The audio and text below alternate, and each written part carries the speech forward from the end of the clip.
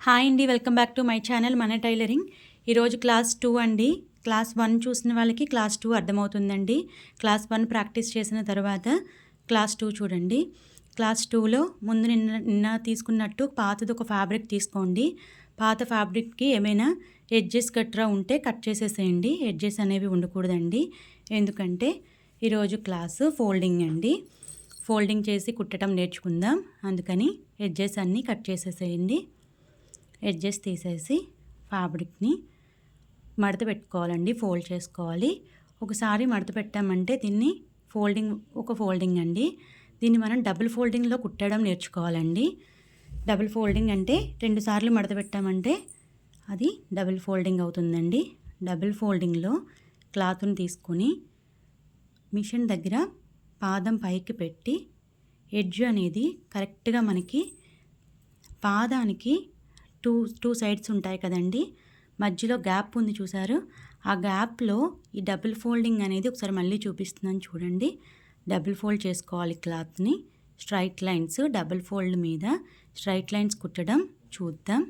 Double fold చేసుకొని పాదంకి ఇటు అటు కాకుండా మధ్యలో గ్యాప్ ఉంటుంది చూసారా, కరెక్ట్గా ఆ గ్యాప్లో మన క్లాత్ అనేది ఉండాలండి.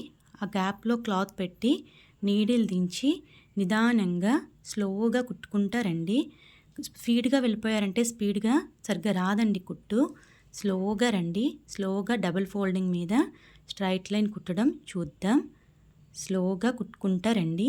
నిదానంగా నీడిల్ పైకెత్తుతూ కరెక్ట్గా మనకి ఆ ఫోల్డింగ్ మీదే కుట్టు పడేలాగా చూసుకోండి. ఫోల్డింగ్ ఎక్కడైతే ఉందో అక్కడే కుట్టుపడాలి. అలా కుట్టుకుంటా రండి నిదానంగా. ఇలా డబుల్ ఫోల్డింగ్ కుట్టడం నేర్చుకుంటేనే మనం బ్లౌజ్ అనేది చూస్తున్నారు కదా వీడియోలో, ఆ నీడిల్ ఎలా దిగిందో చూసారా. నీడిల్ ఎలా దింపి ఉంచామో అక్కడే మనకి కుట్టుపడాలండి. మొత్తం పైనుండి స్టార్టింగ్ నుండి ఎండింగ్ పాయింట్ వరకు కూడా స్ట్రైట్ లైన్ అనేది స్ట్రైట్గా కుట్టుకుంటారండి. ఎక్కడ కూడా వంకర పోకూడదండి.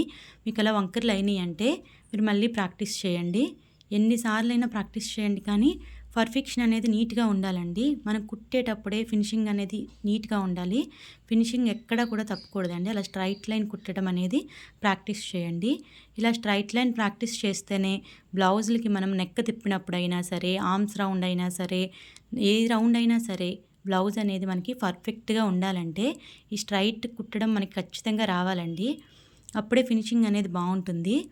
అలా నీట్గా కుట్టుకుంటూ స్లోగా ఫ్యాబ్రిక్ని అడ్జస్ట్ చేసుకుంటూ కుట్టుకుంటూ రండి. చివరి వరకు వేసేసుకోండి. తర్వాత దారం కట్ చేసేసి ఒకసారి చూడండి, మళ్ళీ చూపిస్తాను ఎలా వచ్చిందో. క్లాత్ కుట్టిన క్లాత్కి చూసారా, ఖచ్చితంగా ఎడ్జ్లోనే పడింది చూసారా. కుట్టు అటు కానీ ఇటు కానీ పడకూడదండి. కరెక్ట్గా మనం మడత పెట్టిన ఎడ్జ్లోనే కుట్టు పడే విధంగా వేసుకోవాలి.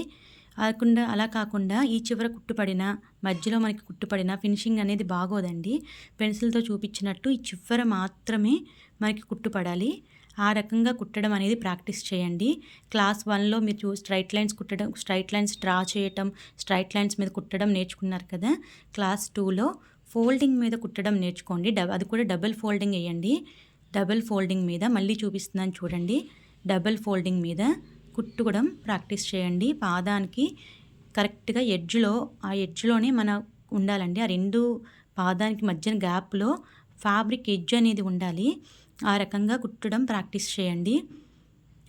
నిన్న వీడియోలో ఒక సిస్టర్ ఒక కామెంట్ అడిగారండి, మీరు వీడియోస్ కంటిన్యూ చేస్తారా లేదా మధ్యలో ఆపేస్తారా అని. లేదండి, నేను కంటిన్యూ చేస్తాను.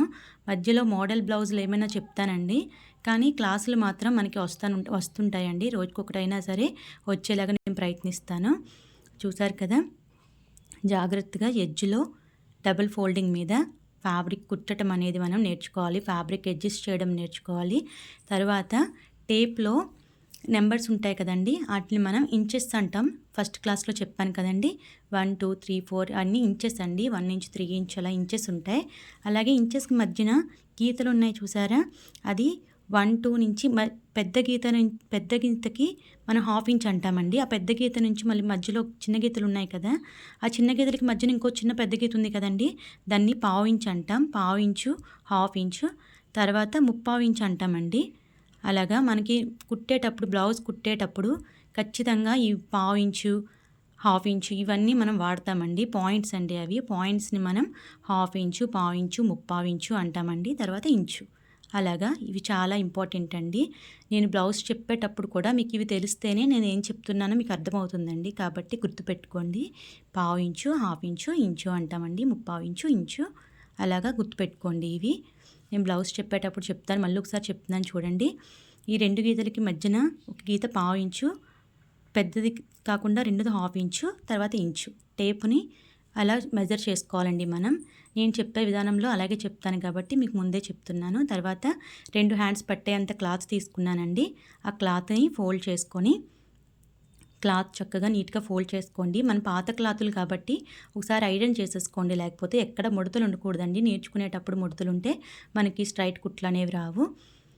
దాన్ని సమానంగా తర్వాత నేను నెక్ చెప్పడానికంటే ముందు కటింగ్ కూడా ఇంపార్టెంట్ అండి. కట్ చేసేటప్పుడు మనకి కత్తెర స్ట్రైట్గా వెళ్ళాలండి. స్ట్రైట్గా వెళ్ళేలాగా కుట్టండి. స్ట్రైట్గా వంకర్లు రాకూడదండి ఎక్కడ. ఇప్పుడు నేను చూపిస్తాను చూడండి. చాలామంది ఇలా తక్కువకి పట్టుకుంటారండి. పూర్తిగా పెట్టరు.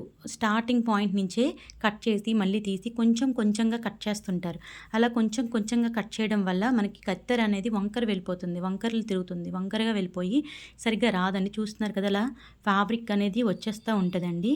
అలా కుచ్చులు కింద వచ్చేయటం అలా జరుగుతూ ఉంటుంది. అలా రాకూడదండి. పెన్సిల్తో చూపిస్తున్నాను చూసారా. అలా ఫ్యాబ్రిక్ విడివిడిగా రాకూడదండి. కుట్టు అనేది మనకి ఎప్పుడు స్ట్రైట్గా వస్తుందంటే ఫ్యాబ్రిక్ స్ట్రైట్గా ఉన్నప్పుడే వస్తుందండి. కాబట్టి కత్తెర చివరి వరకు పెట్టండి. పెట్టిందంతా పూర్తిగా కట్ చేసి తర్వాత మళ్ళీ ఓపెన్ చేసి క్లోజ్ చేయండి. ఆ రకంగా కుట్టు మనం కట్టింగ్ అనేది చేసుకోవాలండి. కట్టింగ్ ప్రాక్టీస్ చేయండి. కట్టింగ్ ప్రాక్టీస్ చేసిన తర్వాతే మనం బ్లౌజ్ స్టార్ట్ చేయగలమండి. కటింగ్ ప్రాక్టీస్ చేసుకోవాలి. చూసారు కదా ఎంత నీట్గా వచ్చిందో. అలా కట్ చేసుకోవాలి. ఇలా మాత్రం కట్ చేసుకోకండి. స్ట్రైట్గానే కట్ చేయాలి. కత్తెరని ముక్కలు కింద రాకూడదనమాట. అలా కటింగ్ అనేది ప్రాక్టీస్ చేయండి. తర్వాత బ్లౌజ్ నెక్ ప్రాక్టీస్ చేద్దామండి ఈరోజు. నెక్ అయినా ఆర్మ్స్ రౌండ్ అయినా ఏదైనా సరే టేప్తో ఎలా చూసుకోవాలో చూపిస్తాను. ఇలా టేప్ మనం స్టార్టింగ్కి పెట్టేసుకోవాలండి. టేప్ అనేది మనం స్టార్టింగ్కి పెట్టుకొని స్టార్టింగ్ పాయింట్ నుంచి మనకి ఎన్ని ఇంచులు కావాలో చూసుకోవాలి. ఇక్కడ 3 ఇంచెస్ తీసుకున్నానండి. మీకు చూపించడం కోసం నార్మల్గా చెప్తున్నాను. మన నెక్ అవి ఎలా చూసుకుంటామో 3 ఇంచెస్కి స్టార్టింగ్ పాయింట్ నుండి మనము 3 ఇంచెస్కి అలా కొలుచుకోవాలండి. స్టార్టింగ్ పాయింట్ నుంచి మనకి ఎన్ని ఇంచెస్ కావాలో అన్ని ఇంచ్ దగ్గర ఒక మార్క్ చేసుకోవాలి. నేను 3కి చేశానండి. మార్క్ చేసుకొని అలాగే అడ్డంగా కూడా మనం 3 ఇంచెస్కి ఒక మార్క్ చేసుకుందాం. ఇందాక చూపించాను కదండి, మళ్ళీ చూపిస్తున్నాను. అడ్డంగా కూడా ఒక 3 ఇంచెస్కి మనం మార్క్ చేసుకొని ఇప్పుడు 2 మార్కుల్ని కలుపుతూ ఒక స్ట్రైట్ లైన్ అనేది డ్రా చేసుకోవాలండి. నేను నార్మల్గా గీసేస్తున్నాను. మీరు స్కేల్ పెట్టి గీయండి. స్కేల్ యూస్ చేసి గీయండి. లేదు నిన్న క్లాస్లో చెప్పినట్టు బాగా ప్రాక్టీస్ వస్తే కనుక నార్మల్గా చేతితో గీసేసేయండి.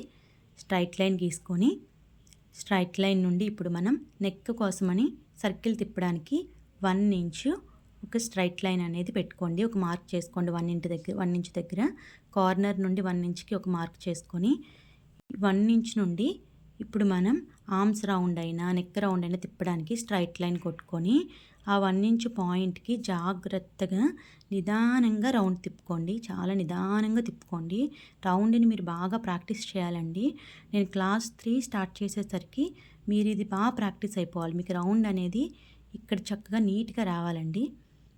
రౌండ్ ప్రాక్టీస్ చేసుకొని మీకు ఒకసారి గీసినప్పుడు సరిగా రాదండి. స్టార్టింగ్ పాయింట్లో ఉన్నప్పటికి ఎవరికైనా రాదు. నాకైనా ఇలాంటి ప్రాబ్లమ్స్ వచ్చాయండి స్టార్టింగ్లో. నేను నాకు వచ్చిన ప్రాబ్లమ్సే మీతో షేర్ చేసుకుంటున్నానండి. ఆ ప్రాబ్లమ్స్ మీకు రాకుండా ఉండాలని ఎవరికైనా సరే ఏదైనా డౌట్ వస్తే మీరు నన్ను కామెంట్ సెక్షన్లో అడగండి. నేను మీకు ఖచ్చితంగా రిప్లై ఇస్తానండి. నా నెక్స్ట్ వీడియోలో మీ డౌట్ని క్లియర్ చేస్తాను. అలాగా జాగ్రత్తగా రౌండ్ షేప్ అనేది నిదానంగా కట్ చేసుకోండి. ఏదైనా మనం కట్ చేసినా డ్రా చేసినా ఒక చేత్తో మనం కట్ చేసేటప్పుడు రెండో హ్యాండ్ అనేది మనకి ఖచ్చితంగా ఫ్యాబ్రిక్ మీద ఉండాలండి. ఇది చిన్న రౌండే కాబట్టి మనం ఫ్యాబ్రిక్ తిప్పుకుంటా చేసాం. అదే మనం బ్లౌజ్కి అయితే మనమే తిరుగుతూ కట్ చేసేయాలండి. ఫ్యాబ్రిక్ని అస్సలు కదపకూడదు. చూసారా, ఇలా ఇంకో ఫ్యాబ్రిక్ మీద నేను మీకు చూపిస్తున్నాను కదండి. ఇలాగా రౌండ్ షేప్ అనేది కట్ చేయండి. బాగా ప్రాక్టీస్ చేయండి. రౌండ్ షేప్ కట్ చేయటము, రౌండ్స్ గీయటము బాగా ప్రాక్టీస్ చేయండి. మా వీడియోస్ కనుక మీకు నచ్చినట్టయితే షేర్ చేయండి, లైక్ చేయండి, అలాగే సబ్స్క్రైబ్ చేసుకొని బెల్ సింబల్ని మీరు క్లిక్ చేశారంటే మా నోటిఫికేషన్స్ ఏవైనా మీ వరకు వస్తాయండి. నేను ప్రతి డౌట్కి నేను మీకు రిప్లై ఇస్తానండి. కాబట్టి కామెంట్ సెక్షన్లో రిప్లై ఇవ్వండి. కామెంట్ సెక్షన్లో అడగండి, నేను మీకు రిప్లై ఇస్తాను. బాగా ప్రాక్టీస్ చేయండి. నెక్స్ట్ క్లాస్కి రౌండ్స్ తిప్పడము, కట్ చేయటము, స్ట్రైట్ లైన్స్ డబుల్ ఫోల్డింగ్ మెథడ్లో కుట్టటము ఇవన్నీ ప్రాక్టీస్ చేస్తే నేను క్లాస్ 3లో నెక్స్ట్ క్లాస్ చెప్తానండి. అప్పటి వరకు క్లాస్ 1, క్లాస్ 2 ప్రాక్టీస్ చేయండి. Thank you for watching.